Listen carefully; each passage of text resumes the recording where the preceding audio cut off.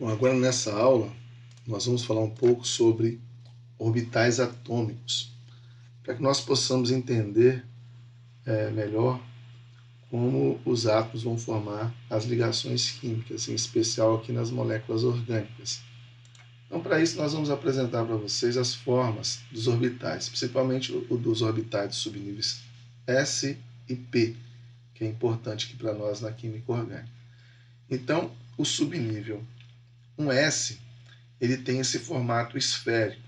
Lembrando lá que esse formato ele vem de uma equação matemática, uma equação estudada pela mecânica quântica, que indica que essa é a região do espaço onde é mais provável de se encontrar o elétron. Então, o orbital do subnível S ele tem um formato esférico.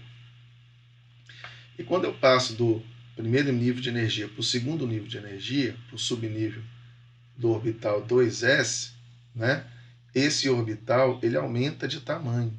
Tá? Quanto mais distante vai ficando a região, né, do núcleo, mais vai aumentando o tamanho desse orbital. E a partir do segundo período da tabela periódica, a partir do subnível 2S, vai existir uma região dentro desse orbital do subnível 2S chamado de nodo. Esse nodo ele é uma região onde a probabilidade de se encontrar o elétron é zero.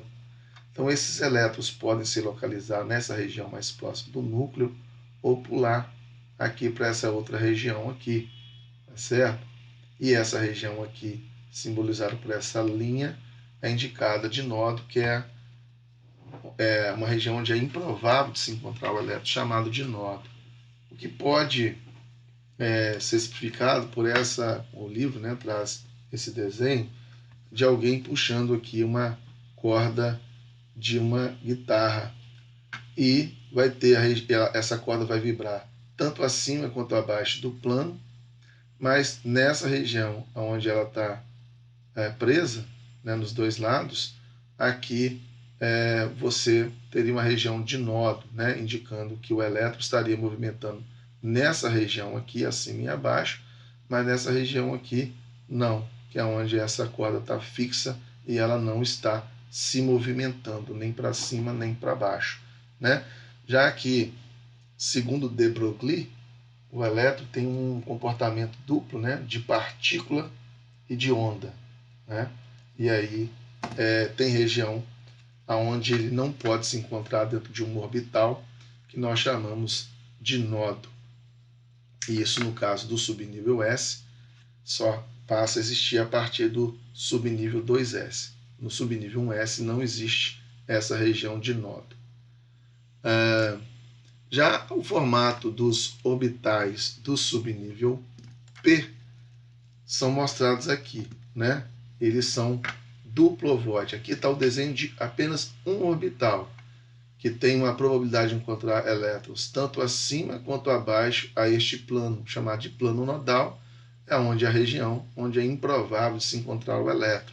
Então pode ser desenhado dessa maneira ou dessa forma, né? Aqui colocando cores diferentes para indicar a região positiva e negativa, mas isso aqui está indicando o formato apenas de um orbital do subnível P. Lembrando que o subnível P tem 3 orbitais. Isso aqui é o formato apenas de um deles. E a probabilidade de se encontrar o elétron acima e abaixo é a mesma, que pode ser representado por esse outro desenho aqui também. O mais comum seriam esses desenhos aqui. Então, esses 3 orbitais que existem no subnível P, eles estão sempre perpendiculares um ao outro.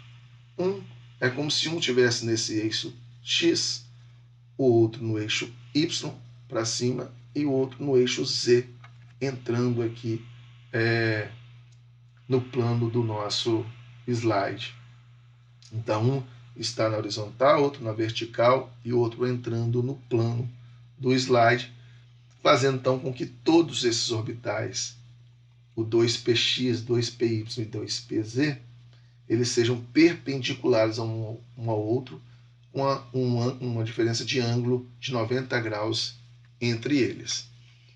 Então, esses são os formatos dos orbitais S e dos orbitais P, que que são úteis para nós aqui na química orgânica. Nós não vamos aprofundar no formato subnível D e nem do F aqui não.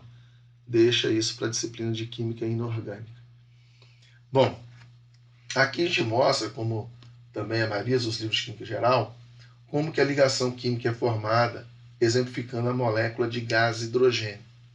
Então aqui nós temos os átomos de hidrogênios na sua forma fundamental. O hidrogênio tem um elétron na sua camada de valência e um único elétron, né? E o elétron aqui desse hidrogênio, ele está distribuído no subnível 1s1, né? A distribuição eletrônica dele seria essa. Então, o formato do orbital ligante do hidrogênio é aquela esfera do subnível S. Então, quando os dois átomos de hidrogênio vão se ligar, esses dois orbitais, eles se juntam, né? Então, há uma interpenetração dos orbitais. E aí, há o compartilhamento de elétrons. E, então, esses dois hidrogênios, cada um deles passa, né, a compartilhar esse par de elétrons, que pode ser representado dessa forma. Essa ligação, quando o orbital entra dentro do outro, ela é chamada de ligação sigma. Então, os orbitais moleculares, eles pertencem à molécula como um todo. Lembrando que aqui nós temos um orbital atômico desse hidrogênio e o outro orbital atômico desse hidrogênio. Então, nós temos dois orbitais atômicos, então nós devemos ter também dois orbitais moleculares. Um orbital molecular que vai ser o ligante, que vai formar a ligação química, como está sendo mostrado aqui, e um orbital molecular antiligante, onde não vai ocorrer a ligação química, que nós vamos mostrar ainda nesta aula alguns exemplos. Então, a ligação sigma que eu falei para vocês que existe aqui, ela é formada pela sobreposição de dois orbitais S, que ocorre aqui na molécula de gás hidrogênio. O comprimento da ligação é a distância entre os dois núcleos aqui, ó. Essa distância entre os dois núcleos. E uma coisa que tem que ficar claro aqui é que esse comprimento de ligação é um valor médio, porque uma ligação química é como se ela fosse uma mola. Ela encolhe, diminui de tamanho e também ela estica, aumenta um pouco de tamanho. E ela fica se movimentando o tempo todo, vibrando.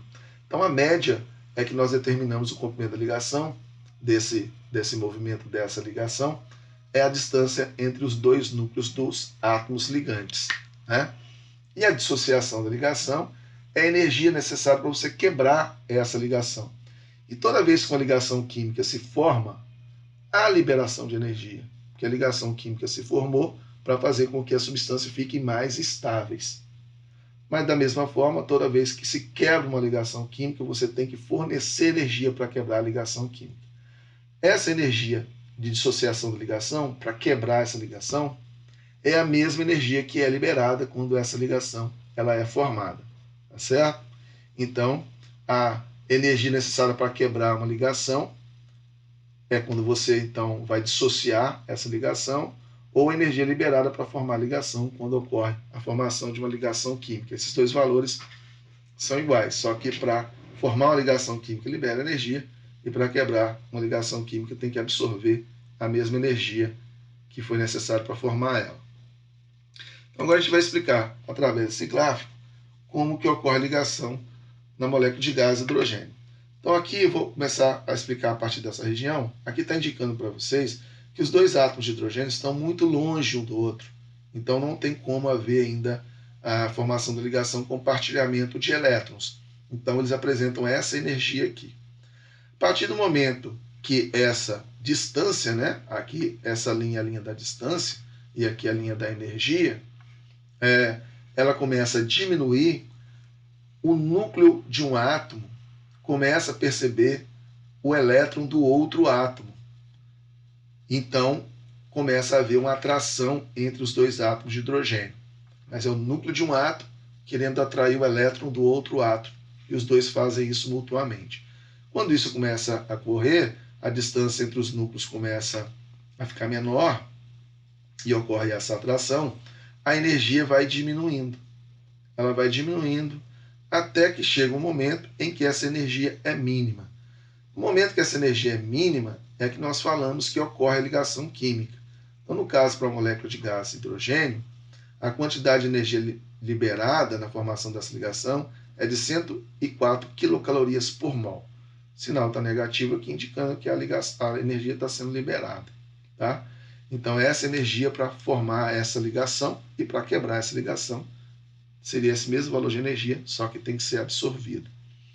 Nesse momento que ocorre a ligação química, a distância entre os dois núcleos é de 0,74 angstrom. Lembrando que 1 angstrom equivale a 10 elevado a menos 10 metros, um valor bem pequeno, né?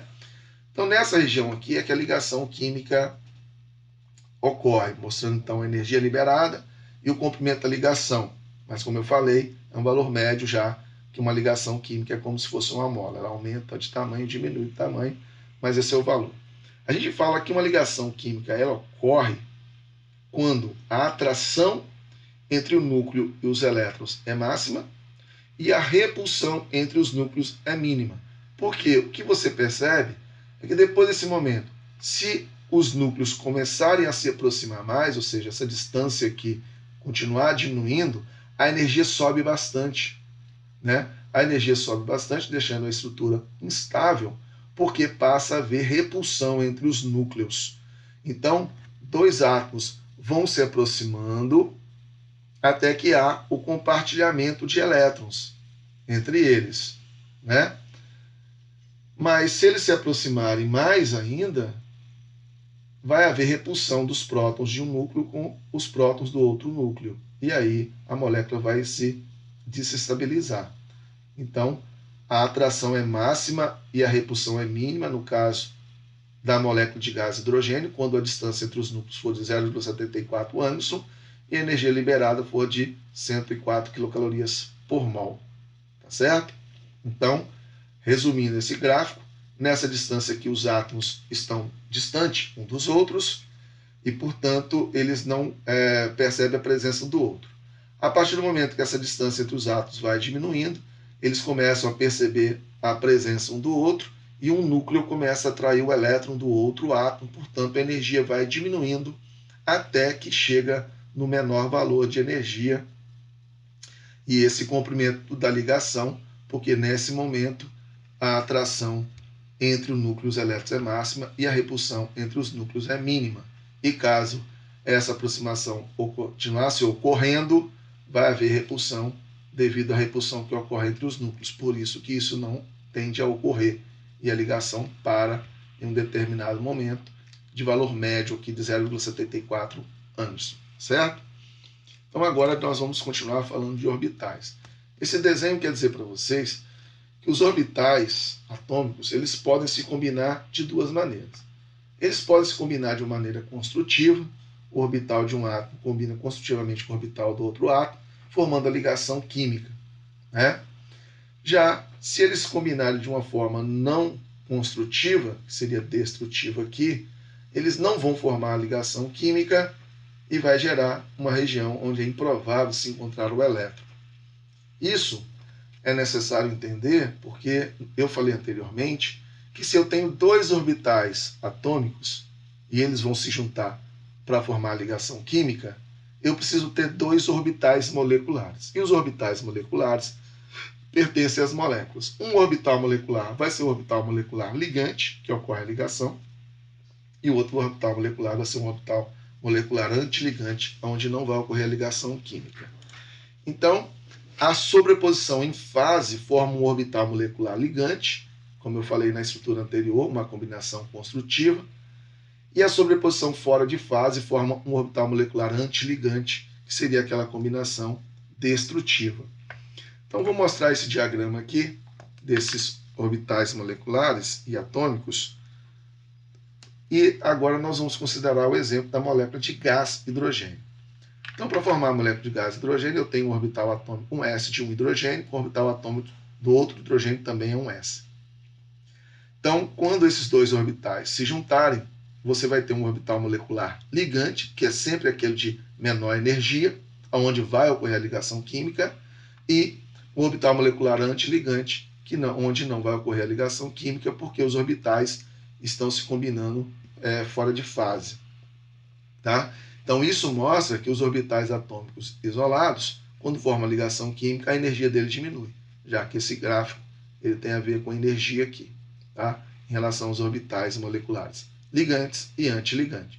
Então, isso exemplifica a sobreposição em fase dos orbitais moleculares ligantes na formação da ligação covalente entre dois átomos de hidrogênio.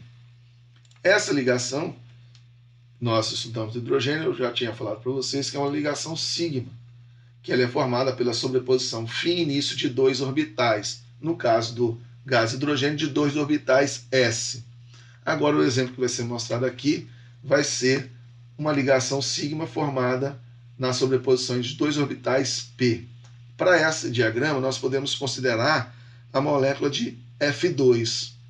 O flúor vai ter um elétron desemparelhado em um orbital 2p, né? Então, um átomo de flúor aqui, com um elétron emparelhado no orbital 2p, e outro elétron emparelhado aqui no orbital 2p de outro átomo de flúor, ele pode combinar de uma forma construtiva, formando então um orbital molecular ligante, de uma forma destrutiva, que seria o orbital molecular antiligante, onde não vai ocorrer a ligação química. Então aqui esse orbital 2p de um flúor combina com o orbital 2p do outro átomo de flúor, formando então a ligação. Aqui mostra colorido de verde e azul, só para você verificar que quando tem as mesmas cores interagindo, eles estão na mesma fase, que vai ser aquela interação construtiva. Quando interage cor verde com azul, há uma repulsão, por isso até que eles ficam de menores tamanhos aqui, porque é uma região onde é improvável de encontrar o elétron, que é essa região de nódulo, que ele tem aqui 3 regiões dessas, tá certo? Então, esse é o exemplo da molécula de F2, que forma uma ligação sigma entre dois orbitais do subnível 2p. E uma ligação sigma, ela é mais forte do que uma ligação π, porque eu já tinha falado para vocês que uma ligação π ela é formada através de nuvem de elétrons. Então, a ligação π é formada pela sobreposição lado a lado de dois orbitais p que estão paralelos. E esse diagrama aqui está mostrando para vocês, está mostrando apenas a formação da ligação π, que ocorre, por exemplo, entre dois átomos de oxigênio. Então, podemos imaginar que esse diagrama é da ligação π, quando nós temos a molécula de gás oxigênio, tem O, dupla O, né? Existe uma ligação sigma, que vai ocorrer semelhante àquela que nós vimos no slide anterior para a molécula de F2. Mas aqui está chamando atenção para vocês da formação da ligação π, aonde os orbitais p, tá vendo? De um oxigênio com outro oxigênio que tem elétrons emparelhados, eles estão paralelos. Eles podem se combinar dessa forma, que seria um orbital molecular ligante, que estão na mesma fase construtiva, e formar nuvens de elétrons, tanto acima quanto abaixo do plano nodal aqui desse orbital molecular. Mas se eles combinarem fora de fase, você vai ter um orbital molecular antiligante, que não vai ocorrer a ligação. Então, o orbital molecular ligante sempre ele tem menor energia, indicando que sempre com a ligação química se forma a liberação de energia, e é improvável de ocorrer a ligação dessa forma, que para ocorrer a ligação dessa forma você teria que absorver energia, não seria um processo energeticamente favorável. Nós temos uma outra situação, diagrama de orbital molecular para dois orbitais atômicos idênticos, usando 3 orbitais atômicos degenerados, para formar 3 ligações, uma ligação sigma e 2 ligações π, que é o caso da molécula de gás nitrogênio. Então, o N2 pode exemplificar esse caso aqui. O nitrogênio, na distribuição eletrônica dele, ele vai ter um elétron emparelhado em um orbital p, outro elétron emparelhado no orbital p e outro elétron emparelhado no orbital p. Nitrogênio, que tem número atômico igual a 7, a distribuição eletrônica dele seria um S2, 2S2 e 2P3. Né? Então, o P3, o 2P3, está representado aqui, com um elétron desemparelhado em cada orbital do subnível 2p, que são orbitais degenerados, que têm a mesma energia. Por isso eles são colocados assim um do lado do outro. Isso é para um átomo de nitrogênio e para outro átomo de nitrogênio. Se eu tenho 3 orbitais atômicos aqui, mais 3 orbitais atômicos aqui, eu tenho 6 orbitais atômicos. Então eu devo ter 6 orbitais moleculares. Sim, vão ter 3 orbitais moleculares ligantes, de mais baixa energia, e 3 orbitais moleculares antiligantes, de mais alta energia, onde a ligação não vai ocorrer aqui embaixo. A ligação sigma ocorre aqui, ela tem menos energia, vai gerar uma ligação de menor energia do que a π, porque a ligação sigma ela é mais forte, então é mais difícil ser quebrada. Lembra que se ela libera mais energia, para eu quebrar essa ligação, eu vou precisar de absorver essa mesma quantidade de energia. Então, quanto mais forte ela vai ser, menos energia ela vai ter quando ela for formada, né? Ela vai liberar mais energia. Já as duas ligações π que tem que ser formadas, quando você tem uma ligação tripla, tem que ter duas π e uma sigma, elas têm energias iguais, mas a energia delas é menor do que a sigma, já que elas são mais fracas e são formadas apenas por nuvem de elétrons. Tá? Bom, o diagrama de orbital molecular para a sobreposição lado a lado do orbital P do carbono com o orbital P do oxigênio pode ser representado por esse diagrama. Então, aqui agora nós temos dois átomos diferentes.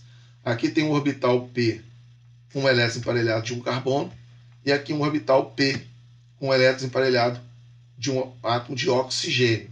Tá certo? Aqui o que está mostrando para vocês, já que os orbitais estão paralelos um ao outro, está mostrando a formação da ligação π, que pode existir entre um C dupla O, né, em uma carbonila. No C dupla O, você vai ter uma ligação sigma entre o carbono e o oxigênio, mais uma ligação π entre o carbono e o oxigênio. E esse diagrama está mostrando apenas a ligação π existente entre o carbono e o oxigênio. Então, eu tenho um orbital atômico deste carbono e um orbital atômico desse oxigênio. Quando eles se juntarem, vão formar dois orbitais moleculares. O ligante de mais baixa energia e o antiligante que está aqui em cima de mais alta energia, onde a ligação não vai ocorrer.